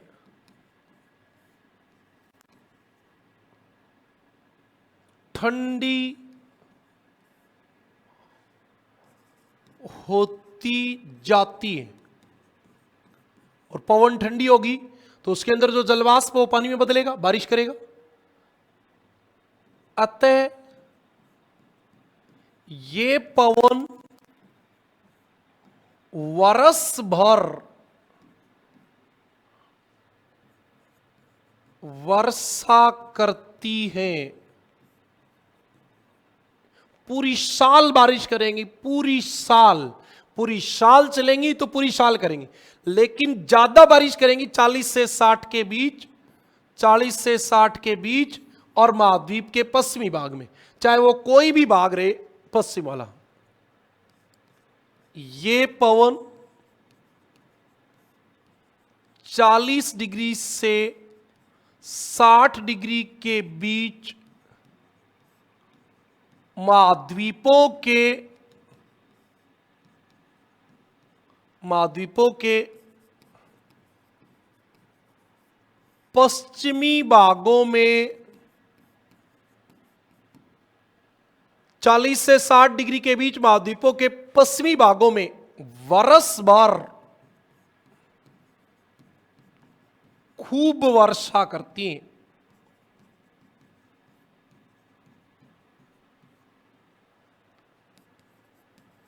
ये मुख्यतः देखो कौन कौन से क्षेत्र आएंगे? पश्चिमी यूरोप, पश्चिमी यूरोप बिल्कुल अटलांटिक महासागर के तट पे पश्चिमी यूरोप, पश्चिमी कनाडा, ये थोड़ा सा दोबारा लिखेंगे यहां क्योंकि बहुत काम की बात है। पश्चिमी कनाडा, पश्चिमी कनाडा, नीचे वाले दक्षिणी गोलार्ध में दक्षिणी पश्चिमी चिली, क्योंकि बेटा चिल्ली बहुत लंबी होती है, चिल्ली जो होती है वो ऐसे होती है, तो इसका उत्तरी तो भाग मरुस्थल है और मध्यवर्ती भाग सी एस जलवायु रखता है, और नीचे वाला सी एफ ये सर्वाधिक वर्षा वाला स्थान, तो नीचे नीचे होता है ये दक्षिणी पश्चिमी चिल्ली। और ऑस्ट्रेलिया में तथा न्यूजीलैंड, ऑस्ट्रेलिया महाद्वीप में न्यूजीलैंड, ये आपके क्षेत्र हैं। ये सबसे इंपॉर्टेंट है। 1 नंबर, 2 नंबर, ये first grade UGC NET, second grade हर परीक्षा में पूछा जाने वाला सवाल है। ये 4 आपके क्षेत्र हैं विश्व में जो पछुआ पवनों से वर्ष भर वर्षा प्राप्त करते हैं। ये बात आपको ध्यान रहनी चाहिए। ठीक है जी। ये तो आ गई समझ में, इसमें क्या है? चलो कमेंट कर दो, कोई बात नहीं, समझ में आई हो तो। आ गई? आ गई तो हम अगली बात पे चलेंगे। अगली बात हमारी ये कहती है कि ये पवन चलती है 40 से 60 के बीच, और पूरे दक्षिणी गोलार्ध में यदि हम देखें, पूरे दक्षिणी गोलार्ध में यदि हम देखें, ये 0 डिग्री है, तो अफ्रीका कॉन्टिनेंट तो यहीं रह जाता है, यहीं रह जाता है, और दक्षिण अमेरिका महाद्वीप जरूर थोड़ा सा नीचे तक रहता है। बाकी तो ये पूरा क्षेत्र क्या रहता है? खाली। पूरा क्षेत्र खाली रहता है। रहता है कि नहीं रहता है? रहता ही है। या तो पूरा महासागर है। अब महासागर में घर्षण बल क्या होता है? कम। घर्षण बल कम रहेगा तो पवन क्या चलेंगी? तेज। बिल्कुल चलेंगी साहब। उनको क्या कहेंगे? बहादुर पछुआ, गरजता 40 सा, भयंकर 50 सा, चीखता 60, वो वाली बात है। तो आप सुने, दक्षिणी गोलार्ध में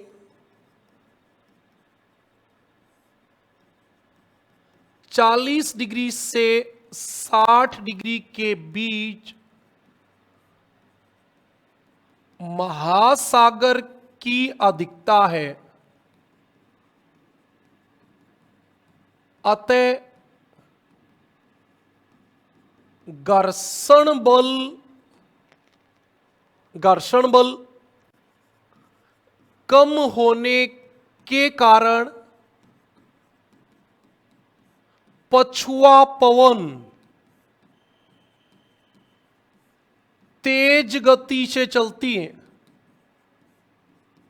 तेज गति से चलती है। इसलिए दक्षिणी गोलार्ध में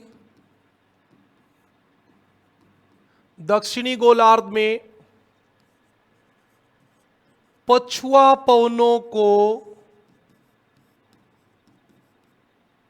बहादुर पछुआ कहते हैं। ब्रेव वेस्टर्लीज, ब्रेव बहादुर पछुआ कहते हैं। बिल्कुल, ये यहां चलती है दक्षिणी अमेरिका के तट पे। और दक्षिण अमेरिका के जो नाविक है ना, नाविक, मछली पकड़ने वाले नाविक, उन्होंने ये सब नाम दिए हैं। हाँ, ये आपके आरपीएससी सेकंड गेट 2018 में आया हुआ है। सेकंड गेट 2018 में आया, फर्स्ट गेट यूजीसी नेट में तो हजारों मारा आया हुआ सवाल है। हाँ, दक्षिणी अमेरिका के नाविकों ने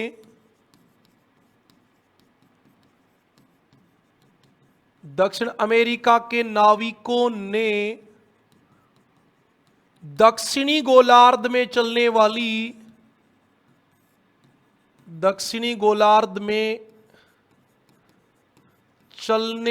वाली पछुआ पवनों को अलग अलग नाम दिए हैं, अलग अलग नाम दिए हैं तीव्रता के आधार पर। यह भी बात याद रखें, तीव्रता के आधार पर। देखो आप क्या नाम दिए हैं। 40 डिग्री दक्षिणी अक्षांश पे, 50 डिग्री दक्षिणी अक्षांश पे और 60 डिग्री दक्षिण अक्षांश पे। 40 डिग्री पे नाम दिया गरजता 40 सा। बच्चा याद करके राजी हो जाता है कि सर 40 को 40 सा दिया, अच्छा ठीक बात है। 50 को नाम दिया बैंकर या प्रचंड 50 और 60 को नाम दिया चीखता या दहाड़ता 60। अब बच्चा याद कर लेता है 40 सा, 50 सा, 60। एग्जाम में सवाल आता है 50 डिग्री दक्षिण अक्षांश पे पछुआ पवनों को क्या कहते हैं? गरजता पचासा, बैंकर पचासा, चीखता पचासा, दाढ़ता पचासा। जितना आपने याद किया उतना तो पेपर में ही आ जाता है क्वेश्चन में। तो ये वाली बात रहती है। तो आपको पता रहना चाहिए कि पछुआ पवनों को ये जो नाम है ये किसने दिए थे? ये नाविकों ने दिए थे। याद रखना, ये नाम जो दिए थे वो दक्षिण अमेरिका के नाविकों ने दिया था। प्रारंभ के वर्षों में तो इस बात पे भी खूब पागल बनाया एग्जाम में कि पछुआ पवनों को गरजता चालीसा, बैंकर पचासा नाम किसने दिए? नाम देते थे Alexander von Humboldt, Eratosthenes, Herodotus और दक्षिण अमेरिका के नाविक।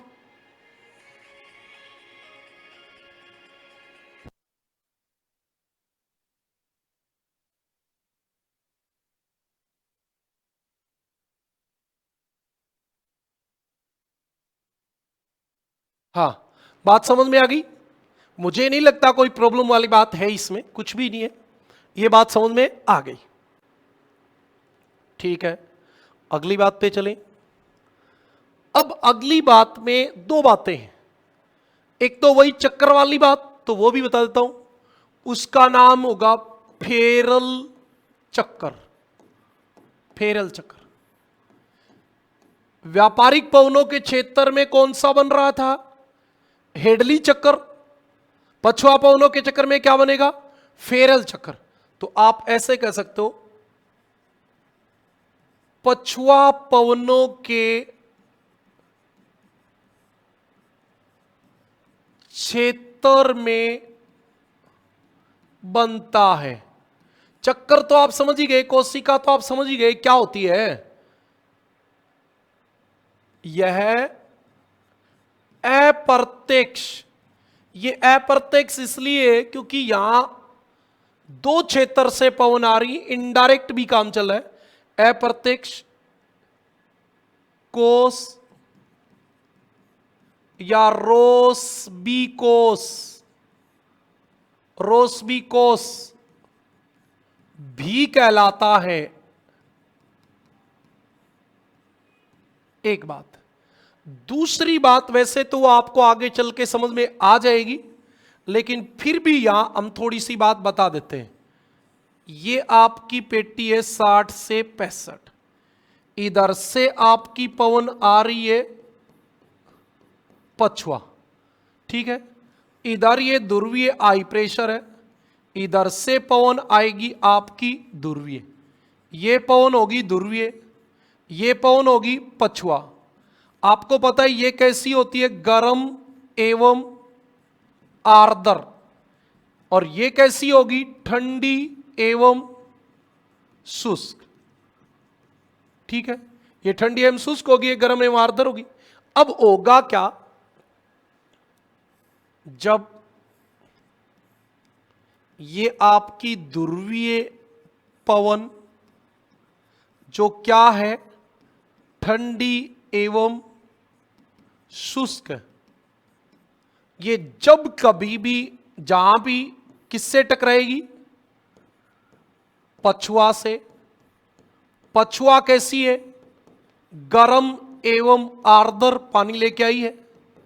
जैसे टकराएंगी, ये गर्म और आर्द्र होने के कारण हल्की होती है, ऊपर उठती है, और ध्रुवीय पवन जो होती है वो भारी होती है, इसलिए नीचे उतरती है। और इन दोनों के बीच में एक डलवाकार सतह बन जाती है, और इस सतह का नाम होता है वातागर, फ्रंट। और इस फ्रंट से ही आगे चल के क्या बन जाता है?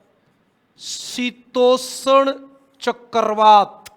तो आपको एक बात का पता होना चाहिए कि ध्रुवीय और पछुआ पवनों के टकराने से क्या बनता है?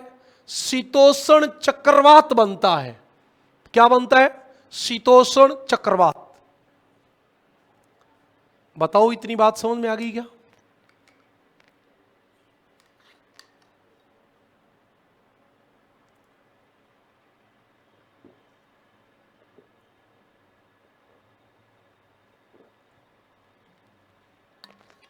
हाँ, आ गई। तो अब हमारे पास एक लास्ट पवन और बच गई जिसका नाम है ध्रुवीय पवन। ये आपकी ध्रुवीय उच्च वायुदाब पेटी, दोनों तरफ हाई प्रेशर बेल्ट, और ये हम मान लेते हैं 60 से 65 वाला एलपी। ये मान लेते हैं 60 से 65 वाला एलपी। ये लो प्रेशर बेल्ट है। ध्रुवीय पवन कहां से चलेगी? ध्रुव से। ध्रुवीय पवन कहां से चलेगी भी? ध्रुव से चलेगी, उप ध्रुवों की ओर आएगी। सही बात है। किधर मुड़ेगी? उत्तरी गोलार्ध में दाईं ओर। दाईं ओर मोड़ दो, इधर है दायां, ये आपका दायां, ये दायां। और तुम्हें शायद पता है कि सबसे ज्यादा कोरियलिस बल का प्रभाव इसी पे होता है। ये किधर मुड़ेगी? बाईं ओर। इसका बायां हो जाएगा ये ऐसे चलेगी। ये सेम उसी दिशा में चलेगी जिस दिशा में आपकी व्यापारिक पवन चल रही थी। जिस दिशा में आपकी व्यापारिक पवन चल रही थी, ये वेस्ट, ये ईस्ट, ये नॉर्थ और ये साउथ। देख लो आप, उत्तरी गोलार्ध में उत्तर पूर्व से, दक्षिणी गोलार्ध में दक्षिण पूर्व से, सेम वही दिशा है जो आपकी व्यापारिक पवन की दिशा थी। सेम वही दिशा है जो कौन सी पवन की दिशा थी? व्यापारिक पवन की। यह बात आपको पता होनी चाहिए। यह आपकी तीसरी और आखिरी स्थायी पवन, ध्रुवीय पवन। ध्रुवीय पवन, पहली बात, यह पवन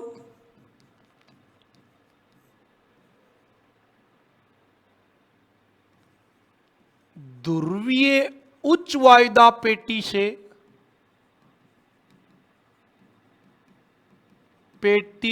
से किधर चलेंगी? उप ध्रुवीय निम्न वायुदाब पेटी की ओर चलेंगी। सही बात है ना? ध्रुवीय उच्च वायुदाब पेटी से उप ध्रुवीय निम्न वायुदाब पेटी की ओर चलेंगे। कौन से कटिबंध की स्थायी पवन होगी? शीत कटिबंध की स्थायी पवन। सेम वही बात है। अगली बात आपकी आ गई दिशा। उत्तरी गोलार्ध में दिशा क्या होगी? दक्षिणी गोलार्ध में दिशा क्या होगी? अभी तक आपको पता चलने लग गया उत्तरी गोलार्ध में उत्तर पूर्व से, ये नीचे आ गई दक्षिण पश्चिम। दक्षिण पश्चिम। दक्षिणी गोलार्ध में दक्षिण पूर्व से उत्तर पश्चिम। सेम वही बात। एक बात और, ध्रुवीय पवन पर कोरियालिस बल का सर्वाधिक प्रभाव पड़ता है। सर्वाधिक प्रभाव पड़ता है, अतः ये पूर्वा पवन हो जाती हैं। ये ज्यादा ही पूर्व से पश्चिम चलने लग जाती है, इसलिए पूर्वा पवन हो जाती है। अब अगला सवाल है, क्या ये वर्षा करेंगी? नहीं, दूरों से तो आई है, तो ये वर्षा नहीं करेंगे। ये पवन वर्षा नहीं करती है। ये पवन वर्षा नहीं करती। वर्षा कहां करेंगी आप बताओ? ये तो जहां से चल रही है उससे आगे आने पर क्या हो रही है? क्या हो रही है? ये तो आगे आने पर गर्म हो रही है। और इन पवनों के क्षेत्र में कौन सा ध्रुवीय चक्र बनेगा? इन पवनों के क्षेत्र में ध्रुवीय कोशिका, ये तो सवाल ही नहीं बनता, क्योंकि इडली कोशिका फेरल कोशिका तो फिर भी पूछ लेंगे, इसका तो सवाल ही नहीं होता। तो ये आपकी कोशिका थी, ये आपकी बातें थी। इतनी बातें समझ में आ गई क्या, बताओ?